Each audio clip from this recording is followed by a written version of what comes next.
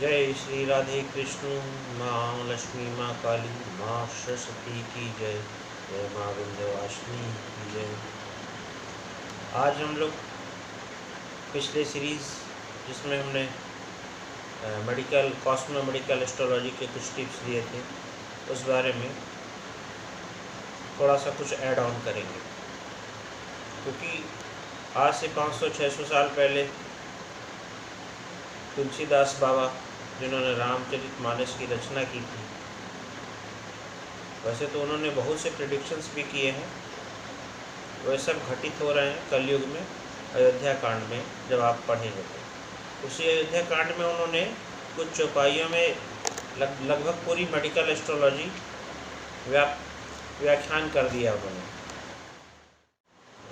इनको आपस में जोड़ के बहुत अच्छी चौपाइयाँ बोली हैं, और वो अगर ध्यान से पढ़ी जाएं तो आज की पूरी मेडिकल साइंस जो है उसी को अब अडॉप्ट करने लगी है, उसी को मानने लगी है।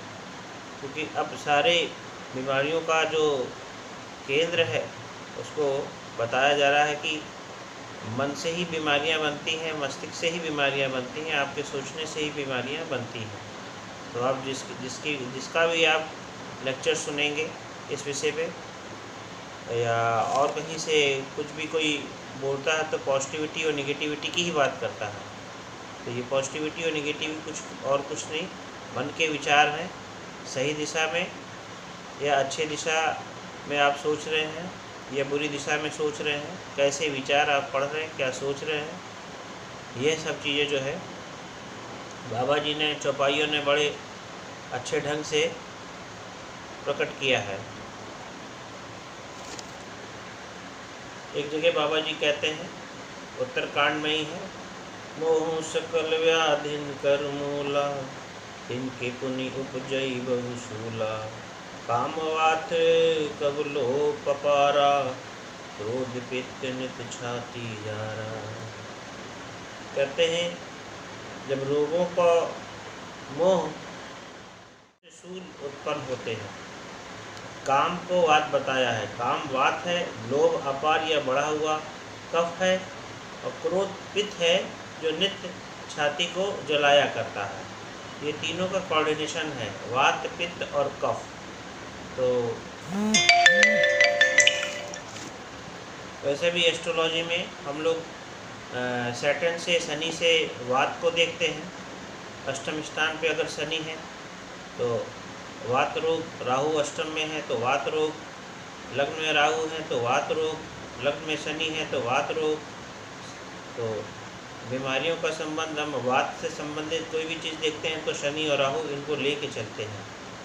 इसी तरह ये अग्निकारक मंगल है, सूर्य है, तो पित्त का जब प्रकोप बढ़ता है तो ये दो ग्रहों के बारे में सबसे पहले हम लोगों की नज़र जाती है।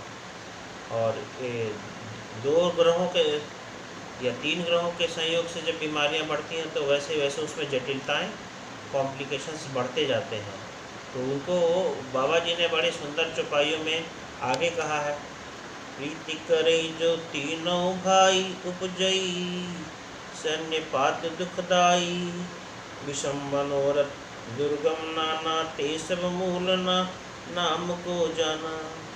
कितना अच्छा वर्णन है, बोल रहे हैं यदि ये तीनों भाई यानी वात, पित्त और कफ, ठीक है, जैसे सैटर्न है, मार्स है और चंद्रमा है, ज्योतिष में आप इस तरह से समझ सकते हैं, तो दुखदायक सन्निपात रोग उत्पन्न कर सकते हैं। Maximum of the planets conjugate करेंगे एक जगह पे, बैड हाउसेस में, 6th से 8th ये सब हाउसेस में, या 8th से 8 या 6th से 6 कहीं भी अगर इनके ये आपस में बैठे हुए हैं, आपस में दृष्टि संबंध है, और तीनों ह्यूमर हैं, एयरी, फायरी एंड वाटरी, तो फिर जो है रोग जटिल होने लगता है।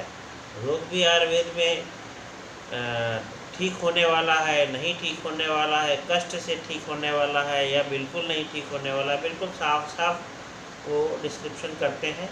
और कब रोगों को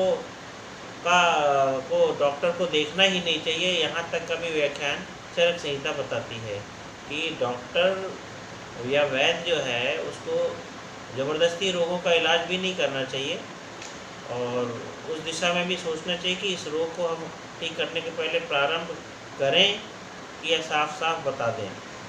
और व्यर्थ में केवल मनी गेन के लिए या और किसी खींचातानी आजकल के रिसर्च के लिए किसी के साथ खिलवाड़ नहीं करना चाहिए। तो बाबा जी बहुत अच्छा सुंदर यहाँ पे वर्णन कर रहे हैं कि यदि कहीं ये तीनों भाई यानी प्रीति करऊँ जो तीनों भाई उपजई सन्निपात दुखदाई, ये तीनों भाई वात पित्त और कफ, ये तीनों ही भाई हैं और ये तीनों एक साथ प्रीति कर लें यानी astrologically Saturn, Mars, Rahu, moon ये सब एक जगह पे इकट्ठा हो जाएं तो फिर ये दुखदाई हो जाते हैं, ये कष्टकारक हो जाते हैं।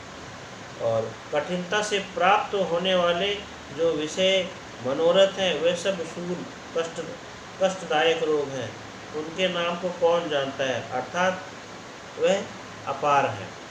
तो देखिए एक सिंपल सी चौपाई में उन्होंने पूरी चरक संहिता का निचोड़ पूरा रस दे दिया उन्होंने कि वात पित्त कफ को डिफ्रेंशिएट किया, किससे कौन सी चीज़ जनरेट हो रही है, मोह कहाँ से उत्पन्न हो रहा है, पित्त से क्या होता है, आगे उन्होंने बहुत अच्छा वर्णन दिया है। अगर एक चौपाई हम लोग और आगे बढ़ते हैं तो लिखता है ममता दाद कंडुद ईर्षाई हर्ष विषाद गरई बहुताई, परशुक देख जान सो आई, परशुक देख जानी सो छई, दुष्टता मन कुटलई। कहते हैं ममता से दाद उत्पन्न होता है, ईर्ष्या जो है ये इससे दाह होती, खुजली होती है ईर्ष्या से। और हर्ष विषाद, हाँ मतलब कभी आप बड़े हंसते हैं, कभी बड़े खुश होते हैं, तो आंसू भी आते हैं कभी कभी खुशी में, तो हर्ष विषाद गले के रोग बताए जाते हैं। रोगों की अधिकता है तो गलकंड हो जाता है, गले के रोग हो जाते हैं, कंठमाला या घेगा आदि रोग हो जाते हैं। तो पराय सुख को देखकर जो जलन होती है वह क्षय है, दुष्टता और मन की कुटिलता ही कोढ़ है। अब देखिए अगर हम लोग 6th हाउस में केवल प्लैनेट्स को देखते हैं, अब प्लैनेट्स को देख के हम कह देते हैं ये अमुक अमुक रोग होगा, अमुक अमुक रोगों से आपको कष्ट हो सकता है। और यहाँ पे इन्होंने तुलसी बाबा ने 600 साल पहले चौपाइयों में पूरा आयुर्वेद का एक तरह से निचोड़ दे दिया। हम पूरी चरक संहिता हम पढ़ते हैं तब जाके कुछ थोड़ा सा ग्रहण कर पाते हैं।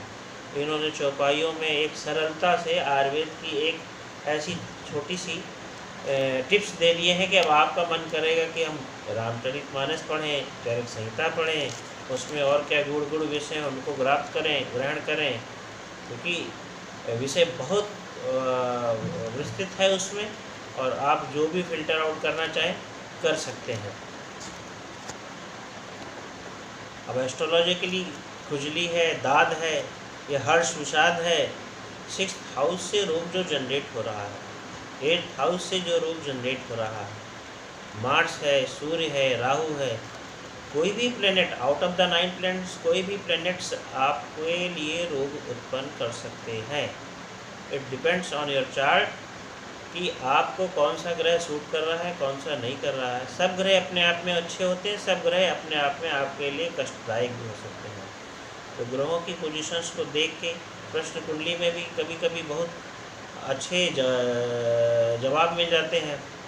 अगर आप उसमें दृष्टांत चार्ट अप्लाई करते हैं, प्रश्न कुंडली में भी दृष्टांत चार्ट को अप्लाई करते हैं, आप पित्त पे पहुंचना चाहते हैं। अब 5 तरह के पित्त हैं, 5 तरह के कफ हैं, रंजक पित्त है, और इसी तरह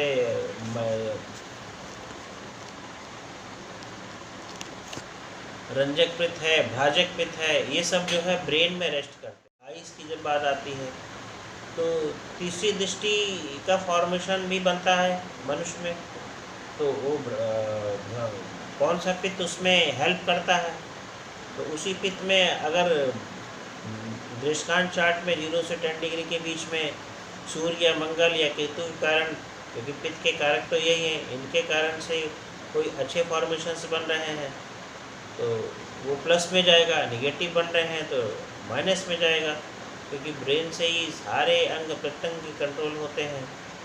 तो किसी का जो है हेड स्ट्रोक हुआ या कोई स्ट्रोक हुआ पेरिफेरल नर्व्स पे गया, कोई स्ट्रोक का असर आइस पे गया, अब आइस पे क्लॉटिंग आ गई, तो अब कहीं ना कहीं से भ्राजक पित्त है या रंजक कोई और पित्त है जो ब्रेन पे रेस्ट कर रहा है, उस पर डिस्टर्बेंस आएगा। तो दृष्टिकांत चार्ट में आप जब जाके देखते हैं कि कौन सा प्लैनेट इसमें एफ्लिक्टेड है प्रश्न कुंडली में, तो उससे निकल के आता है कि ये ड्यू टू स्ट्रोक आपका जो है ये क्लॉटिंग हो गई है, ब्रेन में हुई है या आइस पे हुई है, कहाँ इसका फर्क आया है।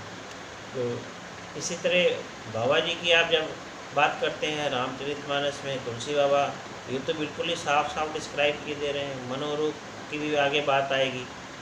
और काम 5 तरह के पित्त, 5 तरह के कफ और 5 तरह के वात, इनका डिस्क्रिप्शंस इनके बारे में इन डिटेल काफ़ी आगे है, जिसमें हमने काफ़ी काम किया है और इजी किया है और एस्ट्रोलॉजी से उसको हमने कोरिलेट किया है। तो it will take time to describe in a short. आगे हम थोड़े टिप्स ही दे सकते हैं जिसमें कि बहुत लेंथी वीडियो ना हो और आपको सुनने में भी अच्छा लगे, ग्रहण करने में भी अच्छा हो। नेक्स्ट हम आगे देखते हैं इसमें हम क्या ऐड ऑन कर सकते हैं, फिर हम बढ़ेंगे। जय श्री राधे।